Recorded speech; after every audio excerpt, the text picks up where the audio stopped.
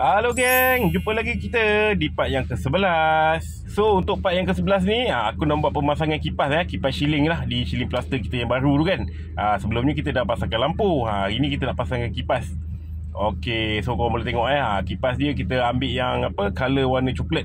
Color coklat lah, dark oak macam tu lah kod dia. Ni aku beli 2 biji sekali. Beli online je kan. Kalau 2 biji sekali beli ni dia lagi jimat. Okey, sebab dia murah dari segi kos penghantaran lah. Ni aku beli brand Deka brand Deka. 2 biji ni lebih kurang dalam 300 macam tu lah. Sebab rumah aku yang sekarang pun pakai brand ni juga tapi warna hitam. Cuma yang ni aku ambil bilah dia berwarna coklat. Kipas-kipas zaman sekarang kan memang cukup senang pasang korang jangan risau. Kalau korang beli kau memang boleh pasang sendiri. So ni part-part yang ada kat dalam lah untuk 2 biji sekali lah. Ni aku akan buat pemasangan untuk 2 bilah sekali. Okey, 2 biji kipas sekali lah. Lalang kita dah duduk ni kan. So kita jalan dua terus. First step dia kita kena pasangkan dekat motor dia dulu. Okey, motor dia seperti yang korang tengok ni. Kita alaskan plastik, kita letakkan kat bawah lah.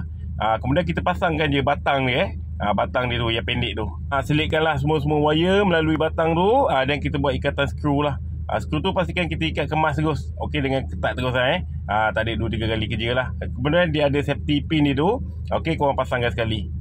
Siap je, pasangkan penutup bawah dan penutup atas. Dan kita boleh buat pemasangan bracket bracket untuk hook shielding tu lah. Bracket ni ada setengah jenis kipas tu kita kena pasang dulu di hook shielding tu. Okey, tapi untuk brand Deka ni aku terus siap pasang je di bawah. Okey, supaya lagi senang lah untuk pemasangan nanti kan. Tak adalah kita banyak kerja nanti bekerja di tempat tinggi tu. Okey, siap je pemasangan kat motor tu. Kita ambil lah kita punya bilah ni. Kan, dan buat pemasangan lah. Senang je, kita just screw aja. So bilah ni dibuat daripada PVC Okey, lebih kurang macam plastik lah kan. Kalau dulu punya besi, so kipas kan ni dia dah ringan sikit lah. Tapi kau nak handle hati-hati takut patah lah. Ni aku dah siap dah.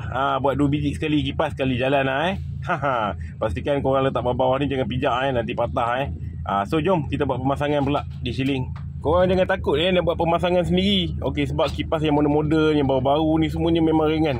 Memang ringan sebab material dia semua daripada plastik. So kau just angkat, bawa naik ke dia punya hook tu. Okey, letakkan dia punya getah hitam tu dan screw terus je. Okey, terus dia lekat lah jangan risau. Sambungkan semua wire, letakkan cap tu balik dan kita dah boleh test So ni hasilnya. Selepas kita dah buat pemasangan lah di ruang tamu ni. So kita terus test lah dia ada speed ada 10. 10 aku pun terfikir juga pasal banyak sangat speed ni kan. Kan. Buat apa kita nak banyak-banyak sangat speed dia ni. Tapi terbukti brand Deka ni memang laju lah kipas dia memang kuat angin dia. Kalau kau tengok tu kan macam tak bergerak kan dalam video tu.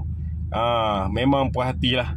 So pemasangan dia senang. Okey, korang boleh cubalah kalau korang nak buat di rumah tu. Okey lah geng. Aku rasa untuk video kali ni itu saja yang aku nak tunjukkan pemasangan kipas ni. So korang boleh tengok memang cantik lah Okey, brand ni. Okey, so kalau korang nak tengok apa lagi aku akan buat di rumah Sapsir ni, okey, korang jangan lupa lah follow follow aku, komen-komen sikit. Okey, bertanya-tanya lah apa patut kan. Dan jumpa lagi di next video.